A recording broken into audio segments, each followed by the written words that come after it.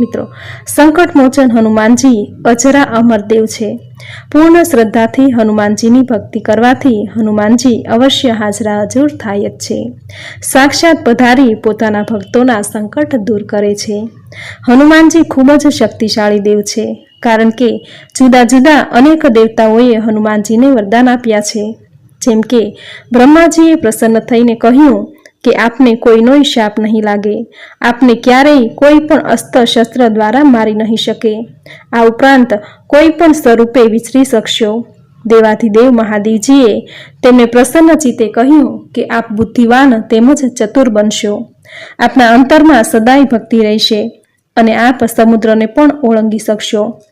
ઇન્દ્રદેવે કહ્યું આપનું શરીર વ્રજ કરતાં પણ મજબૂત થાવો, આપને વ્રજ પણ હાનિ નહીં પહોંચાડી શકે।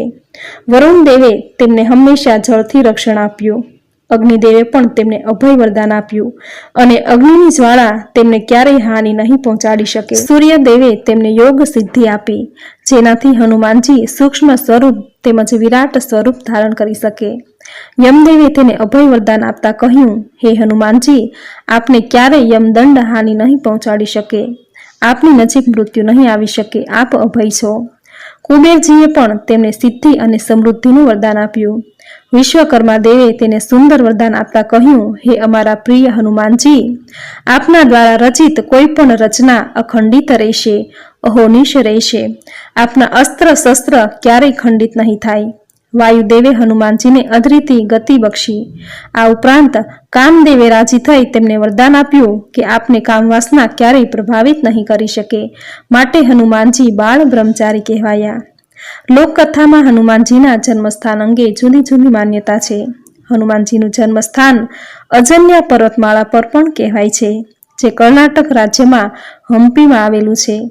પંપા નદીને કાંઠે આવેલું હમ્પી ઋષિમુખ પર્વતમાળાની નજીક આવેલું છે, જ્યાં રામચંદ્રજી અને સુગ્રીવનું મિલન થયું હતું, આવું શાસ્ત્રોમાં કહ્યું છે।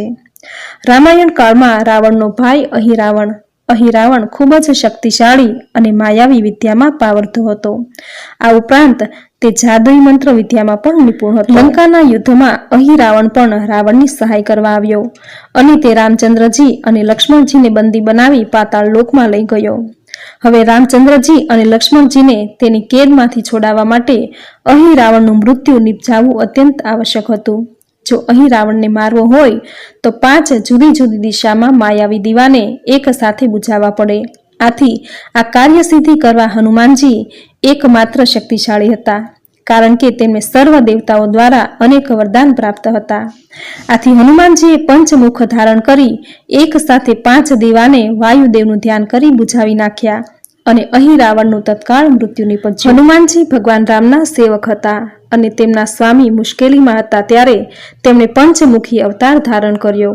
આથી શ્રી હનુમાનનું એક રૂપ પંચમુખી રૂપ પણ કહેવાય છે। હનુમાનજીનું પંચમુખી સ્વરૂપ 5 પ્રકારના મુખથી બનેલું છે। એમાં પહેલું મુખ વાનરનું છે, જે પૂર્વ દિશામાં છે। બીજું મુખ ગરુડનું છે, જે પશ્ચિમ દિશામાં છે। ત્રીજું મુખ વરાહનું છે, જે ઉત્તર દિશામાં છે। ચોથું મુખ નૃસિંહનું છે, તે દક્ષિણ દિશામાં છે। પાંચમું મુખ અશ્વનું છે, જે આકાશ તરફ છે। શ્રી હનુમાનજીના પંચમુખની શક્તિ જોઈએ તો પૂર્વ મુખ છે તે સર્વ પાપનો નાશ કરે છે, મનને પુણ્યશાળી અને સાત્વિક બનાવે છે, દુશ્મનો પર વિજય પ્રાપ્ત થાય છે। બીજું મુખ જે પશ્ચિમ તરફ છે એ મુખ સર્વ નકારાત્મક તત્વો, મેલી વિદ્યા, ભૂત પ્રેત અને વિષ તત્વોનો નાશ કરી વાતાવરણને દિવ્ય અને પવિત્ર બનાવે છે, જે જીવનમાં આવનારી દરેક પરેશાનીઓનો નાશ કરે છે। ત્રીજું મુખ જે ઉત્તર તરફ છે તે તમામ મુશ્કેલીઓ અને આદિ વ્યાધિ ઉપાધિઓનો નાશ કરી આપણને અષ્ટ પ્રકારે ઐશ્વર્ય આપે છે। વ્યક્તિને યશ, શક્તિ, બળ અને દીર્ઘાયુષના આશીર્વાદ મળે છે। ચોથું જે દક્ષિણાભિમુખ છે તે સર્વ પ્રકારના ભયનો નાશ કરે છે અને આસુરી તત્વોનો સંહાર કરે છે। ભય, નિરાશા, તણાવ અને નકારાત્મક શક્તિઓથી મુક્તિ મળે છે। પાંચમું જે ઉધર્વ મુખ છે તે જીવનમાં સદા પ્રગતિ, જ્ઞાન અને વિજય અપાવે છે વ્યક્તિની દરેક મનોકામનાઓ પૂર્ણ કરાવે છે। આથી જ આજના શુભ દિવસે પંચમુખી હનુમાનની પૂજા આરાધના દર્શન જીવનમાંથી દરેક નકારાત્મકતાને બહાર ફેંકી દે છે અને તમામ નિરાશાઓમાંથી મુક્તિ અપાવે છે। પંચમુખી હનુમાનની મૂર્તિ કે ફોટો ઘરમાં રાખવાથી શત્રુઓનો નાશ થાય છે। નિત્ય પૂજા કરવાથી જીવનમાં આવનારી તમામ તકલીફો દૂર થઈ જાય છે। જીવનમાં યશ, વૈભવ, દીર્ઘાયુષ અને સંપન્નતાની પ્રાપ્તિ થાય છે। આજના દિવસે જે ભક્ત હનુમાનજીના આ સ્વરૂપની પૂજા કરે છે તેમને અજાણ્યા ભયથી મુક્તિ મળે છે, આત્મવિશ્વાસ વધે છે અને માનસિક તણાવ દૂર થાય છે। પંચમુખી હનુમાનની ફોટો કે પછી મૂર્તિ સામે બેસીને દીવો પ્રગટાવી હનુમાન ચાલીસા અને સુંદરકાંડનો પાઠ કરવાથી જીવનમાં યશ, કીર્તિ, સમૃદ્ધિ વધે છે। જીવનમાં આવનારી દરેક દુઃખ, રોગ, ગરીબી નાશ પામે છે। તો મિત્રો, આ હતી પંચમુખી હનુમાનની કથા તેમજ હનુમાનજીના પંચમુખની દિવ્ય શક્તિ। હવે સાંભળશું પંચમુખી હનુમાનજીની સ્તુતિ। બોલો પવન પુત્ર હનુમાનની જય। નિત દિન જોઈ જાપ જપે, ભજન કરે તુજ નામ। संकट सबके दूर हो, चरी न आवे आज। सच्चे मन से जो भजे, हनुमंत तेरो नाम। भक्तन के दुख दूर करे, पल में सुख हो जाए। आदि व्याधि उपाधि और पाप दूर हो जाए। मन वांछित फल देते प्रभु, जय जय जय हनुमान।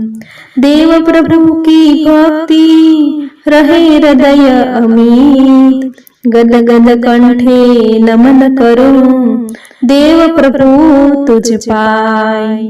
पल में संकट हरो प्रभु, विलंब न कीजे नाथ। कुटुंब कबीला सब जन, यही अरज करे तुझ द्वार। बोलो श्री महाबली जय, पवन पुत्र हनुमाननी जय।